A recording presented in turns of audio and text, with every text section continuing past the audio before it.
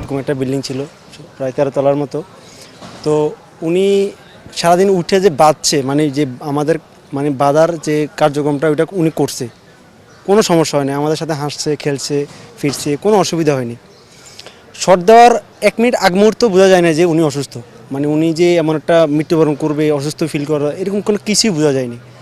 তো সব ঠিকঠাক মতো শট দিতেছে, উনি আবার আমার সাথে দুষ্টামি করতেছে, আমি পারবো না এরকম, উনি মজা করতেছে, উনি আমাকে সাহস দিতেছে।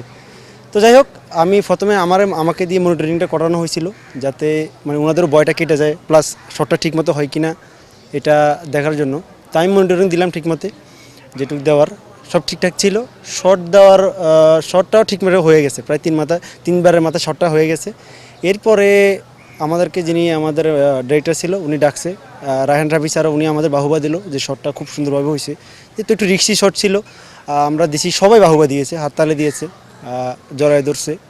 তারপরে যখন আমরা নিচে গেলাম শটটা দেওয়ার পরে, তো আমাদের যে অ্যাকশন ডিরেক্টর ছিল উনি আমাদেরকে ডাকছে, ডাইকা একটু টাকা পয়সার বিষয়ে বলছে যে এইভাবে তোমার দামি শট দিয়েছো, এর জন্য আলাদা কিছু টাকা পয়সা পাবা। এই জন্য তখন মনির ভাইকেও ডাকছে, আমাকে দিয়ে ডাকানো হয়েছিল। তখন মনির ভাই একদম সুস্থ, স্ট্রং। তো এইটা শুনে মনির ভাই খুশি হলো, যাক আমরা বাড়তি দামি শট দিয়েছি, এই জন্য বাড়তি টাকা পয়সা পাবো, এই জন্য খুব খুশি। তো আমাকে বলতে, সুন্দর তুই স্যার যখন আমাকে আবার ডাকবে তখন আমাকে ডাক দিস, আমি পাশে বসলাম। তো আমরা রোডের এই পারে বসা, উনি রোডের ওই পারে গিয়ে বসে আছে। তোর তার 10 মিনিটের মাথায় আমরা হোটেলে ব্যাক করব। আমরা আমাদের ডাইরেক্টর সাহেব সহ আমরা হোটেলে যাচ্ছিলাম।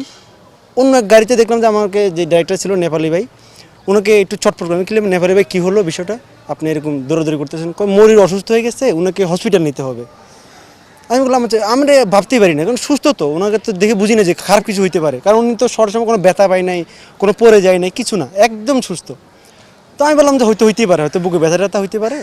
তো উনি আবার নাকি আমাদের এক সিনিয়র বড় ভাই ছিল কাদের ভাই, উনাকে আবার সকালবেলা বলছিল যে ভাই আমার বুকে একটু ব্যথা আছে, আমি ঢাকায় গিয়ে এটা একটু চেক আপ করাবো। তো বললো যে ঠিক আছে। তো যখনই শটটা দেওয়ার কথা ছিল, মূলত আসলে শটটা উনার দেওয়ার কথা ছিল না, দিয়েছিল আমাদের আরেক ভাই শঙ্কর নামের একটা ভাই আছে ফাইটার, উনাকে বলছিল। তো উনাকে যখন উনি ড্রেস পরতে গেছে, মনির ভাই কী করলো, উনাকে সরাই দিয়েছে। যেহেতু মনির ভাই উনি একটু সিনিয়র, মনির ভাই বলাতে উনি আর পরে না, যে বললো, মনির ভাই বললো যে আমি শটটা দিব, তোর দেওয়ার দরকার নেই। তো মনির ভাই শটটা দিল, সব ঠিকঠাক ছিল। তারপর হচ্ছে যখন আমরা শুনলাম যে উনি হসপিটালে যাচ্ছে, তো ওনাকে হসপিটালে নিয়ে গেল। আমরা হোটেলে যাচ্ছি, প্রায় অর্ধেক রাস্তা গেছি, কত 10 মিনিট দূরত্ব আমাদেরকে, স্পট ছিল ওখান থেকে। অর্ধেক রাস্তা যাওয়ার পরে গাড়িতেই ফোন আসছে আমাদের, কি হলো, একদিন বললো যে মনির অলরেডি ডেথ হয়ে গেছে। রায়হান রাফি স্যার হ্যাঁ যথেষ্ট পদক্ষেপ নিয়েছে। ওনারা যখন লাশটা বাসায় পাঠাবে তখন ওনারা অ্যাম্বুলেন্স ভাড়া দিছে, প্লাস সাথে দুজন লোক গিয়েছে।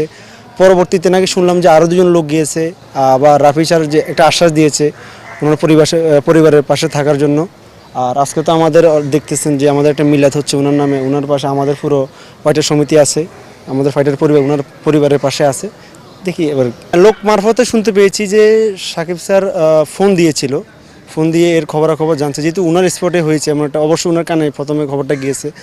উনি তো যে সেই লোকটা একজন স্টেটমেন্ট ছিল, তো পরীক্ষিত সৈনিক, উনি আসলে আমাদের পরীক্ষিত যোদ্ধা ছিল আমাদের ভাই। তো যাই হোক, উনি আসলে একজন স্টেটমেন্ট তো একদিনে হয় না, তিলে তিলে গড়ে ওঠে।